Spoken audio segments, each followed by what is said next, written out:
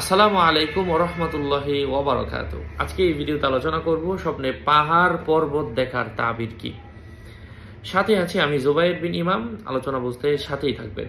পাহাড় এর কথা আল্লাহ তাআলা কোরআনুল কারীমের অনেক জায়গায় এনেছেন। পাহাড় স্বপ্নে দেখা বাদশাহী হওয়ার আলামত, প্রভাবশালী ব্যক্তি হওয়ার আলামত, আলেম ও ধার্মিক হওয়ার আলামত, আবার কখনো উঁচু মর্যাদাশীল ব্যক্তি হওয়ার আলামত, সম্মানিত স্থান এবং সুন্দর বাহনকে বুঝিয়ে থাকে।